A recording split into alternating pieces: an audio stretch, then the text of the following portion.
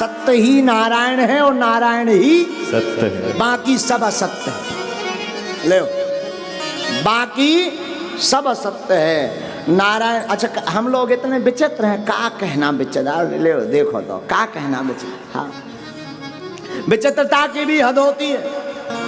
कई लोग कहते महाराज अगर हमने सत्यनारायण सुनी और सत्य ही सत्य बोले तो बिजनेस कैसे चलाते, मन बिना झूठ बोले। हाँ, आदमी बहुत विचित्र हो तो लबरो झूठ कहते, का भैया कब बनी तेरे समोसा, अब भैया भैया भैया चाहे 3 दिना के बाद से धरे हों। हाँ, 3 दिना के बाद से धरे हों, बोले आ भैया भाई कारी है करैया में, ज्यादा काहो तो करैया में हाथ डाल ले। हाँ, आदमी इतना झूठी। हमारा एक मित्र हते वे समोसा की दुकान खोले, हम उन लोग बैठत रहते, तो हमने कहा काओ, बोले ठीक है। हमने देखो सो समोसा बसात रहा, हमने कहा आ रहा। हम कहा भैया कैदना किया धरे, अरे बोले शांत रहा। इतने में एक ग्राहक आओ, कब बने थे, बोले अभी 1 घंटा पहले। जब वो कड़ गो तो हमने कहा काय भैया झूठ का, बोले अरे बोले धरिए कहाँ पे, बिकत कहाँ से। हम की जय हो तुम्हारी, बेचो।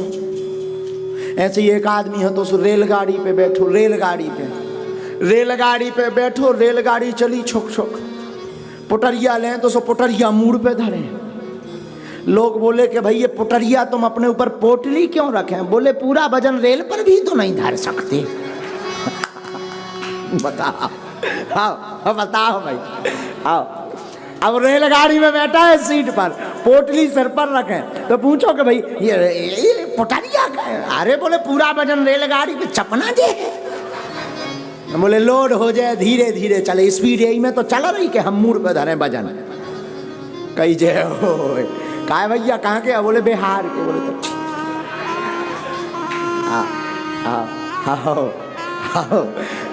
फिर हमने पूछी कहाँ के, बोले केशव के गाँव के। अरे हम कहता ठीक है ये पहले। हाँ, एक तो बिहारी ऊपर से केशव के मेहता के गांव के बगल का। अरे हम कहा ठीक है ताता, आओ आओ जे जे मुसी का निकाल लो, आओ करो कैमरा, करो बेटा करो, जय जबे केशव करो। कई लोग ऐसे, अच्छा ये बात हम आपको हंसाने के लिए, ये बात हम इसलिए कह रहे हैं, हम लोग भी ऐसे ही हैं, हम आप भी ऐसे ही हैं। पूछो क्यों? हम लोग ऐसे इसलिए हैं कि सोच लेते हैं कि ये संसार का पुत्री का बोझ, पुत्र का बोझ, हमें बहुत काम है, बहुत खर्चा है, हम लोग समझ लेते हैं। पर हकीकत तो ये है कि हम भगवान की रेलगाड़ी पर बैठे हैं, बोझ तो भगवान को है पर चिंता चिंता सैतमेस में हम लिए बैठे हैं। भजन तो गुरु को है, बोझ तो राम जी को है, चिंता व्यर्थ की हम करते फिरते हैं। इसलिए ध्यान रखें, हमारी प्रार्थना है साधु जी, ध्यान रखें जीवन में हम पर तो कोई बोझ है नहीं है। इसलिए तो हम कहते हैं हरि नाम नहीं तो जीना क्या, नाम नहीं है तो व्यर्थ है, भगवान कथा नहीं सुन रहे। अच्छा एक बात, दूसरी बात सुनो, लाखों करोड़ों खर्च करो, लाखों रुपए का महंगा होटल लो भोजन के लिए, पर जो आनंद आपको लाखों खर्च करने पर होटल में नहीं आएगा वो भगवान की कथा में आ जाएगा। हैं? लाखों करोड़ों खर्च करो और भगवान की एक बार आप कथा सुन लो, उसमें आनंद आ जाएगा। क्या आप जो आनंद अभी ले पा रहे हैं वो खर्चा लाखों करोड़ों करके होटलों में ले सकते हैं? स्वप्न में नहीं। और आज ज्यादातर लोग तो ऐसे बोले नहीं हम भजन तो करते पर ज्यादा टाइम नहीं रहता। हम कहते टाइम रहता नहीं, निकालना पड़ता।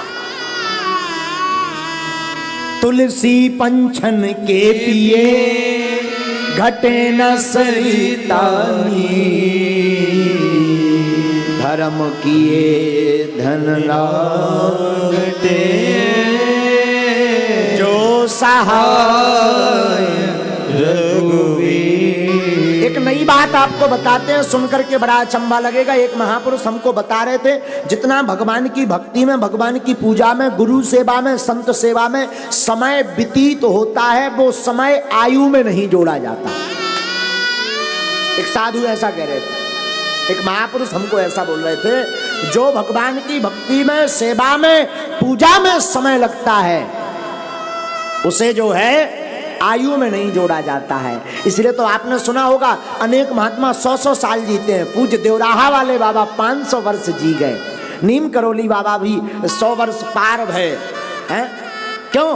क्योंकि इनका जीवन राम जी में गुजरा, तो इनकी आयु में ये जी ही नहीं पाए। हम प्रार्थना करेंगे तुम्हें भी दीर्घायु वाला होना है तो सुबह नहीं तो शाम नाम राम लिया जाए।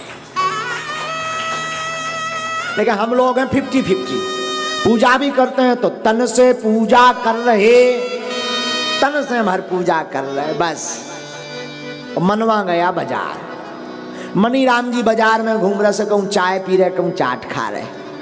हाँ, सत्यनारायण में जरूर बैठे पर एक ही मन में चल रही कि जा तो ठीक है पर्चा कबे बने, आओ जा तो सत्यनारायण हो गई सो हो गई, जय बोल गई जो बताओ जो लिखने कबे तुम्हें के डेट आ जाए।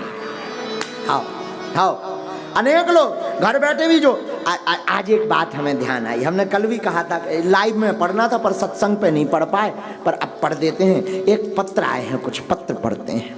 एक पत्र बड़ा प्यारा आया, इसको हम फोन भी लगाएंगे, अभी कार्यालय का मोबाइल लाओ।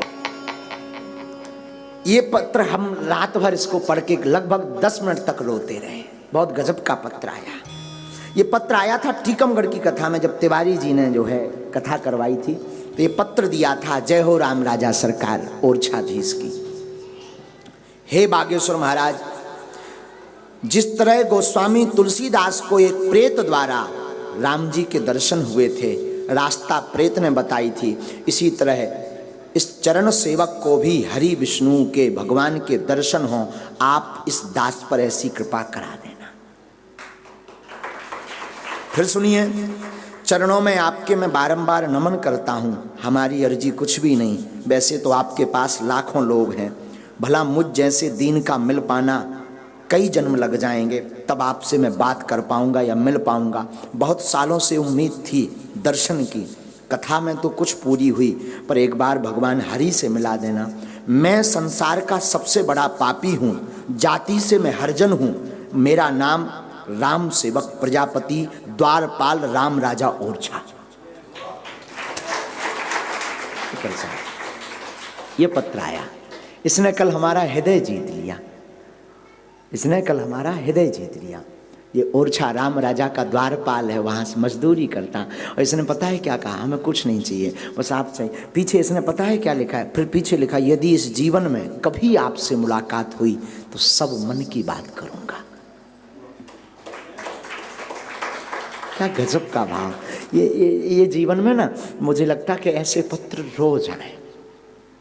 हम तो नालायक हैं भैया राम सेवक जी, पता नहीं तुम हमारी कथा को टीवी पर सुन पा रहे होगे कि नहीं, शायद तुम्हारे पास मोबाइल हो कि नहीं। आपने मोबाइल नंबर लिखा है? अच्छा, पता नहीं कि आप हैं कहाँ हैं, पर एक बात बोलें, आप जाति से जरूर हरिजन हैं, पर हरिजन का मतलब तुम हरिजन हो, हरि के साथी हो गए। तुमने जरूर लिखा। नीचे वाला ये जरा इसको कैमरा पर दिखाया जाए, ये वाला स्क्रॉल, इसने लिखा, ये वाला आप पढ़िएगा तो यहाँ पर उसने लिखा हुआ है कि मैं जाति से हरिजन हूँ, लेकिन हमें लगता अब ये हरिजन वास्तविक हो गया और हम भी चाहते हैं कि सब हरिजन बने, सब हरिजन बने। हमें लगता है इसको जरूर फोन लगाना चाहिए, इससे हमारी बात करवाओ। ये पत्र इसने हृदय देखो भाई कितनी निष्ठा। और हम कल रो क्यों रहे थे पता है, कल हमारी आंखों में इसलिए आंसू आ रहे थे कि वैसे तो लोग, कोई दिन ऐसा नहीं जिस दिन हम ना मिलते हों, लोगों को रोज मिलते हैं, पर सब मिल जाते हैं, पर कभी कभी ऐसे लोगों को मिलने को नहीं मिलता तो बड़ा दुख लगता है।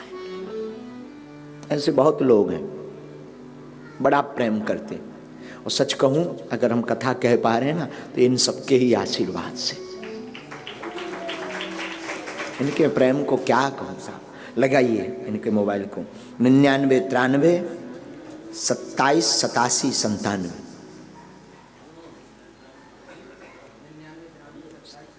97 99 93 27 87 97। क्या कहना साहब, ये देखो हाँ, इसमें से पत्र रोज आते हैं, 8-10 हज़ार पत्र रखे हैं। हमने कोशिश की है कि अब हर कथा में 5 पत्र पढ़ेंगे, लेकिन हम उन पत्रों को नहीं पढ़ेंगे जिसमें स्वयं की अर्जी लिखी हो, उस पत्र को पढ़ेंगे जिसमें जगत की अर्जी छिपी हो। कोई मार्ग चाहिए। अभी भी आज हम 4 पत्र लेकर के आए हैं। किस किस राम सेवक बोल रहे हैं क्या? हाँ, बात करवा। राम सेवक जी, सीताराम। धन्यवाद सरकार, धन्यवाद। भगवान जय जय आशीर्वाद। कहाँ रहते हो? महाराज जी टीकमगढ़ में, लोकल टीकमगढ़ में। टीकमगढ़ में रहते। कल आपको यहाँ बागेश्वर धाम आना है, तुम्हारा पत्र मिला। तुम भी हरिजन और हमारे राम जी भी हरिजन। जी जी। हम चाहेंगे कि कल तुम आओ। हाँ महाराज जी आएंगे। और तुमने पत्र में लिखा था कि हम कभी जीवन में मुलाकात हुई तो पूरी मन की बात करनी है, तो हम चाहेंगे कि पूरी कब, हमारा कोई ठिकाना नहीं, कितने दिन की आयु है, कल ही कर लो आके। अरे महाराज आपकी 2 वर्ष की आयु है, हमारे महाराज कल बना दिया है। जय हो।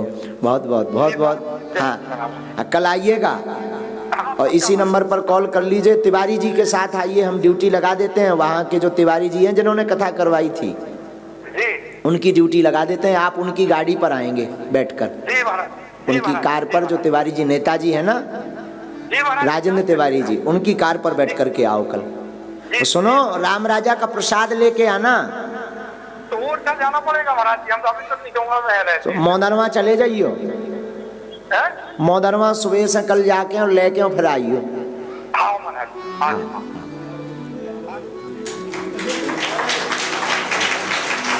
इस पत्र ने क्या कहें, इस पत्र ने दिल को हिला दिया, कहते तो कोई बड़ी बात नहीं।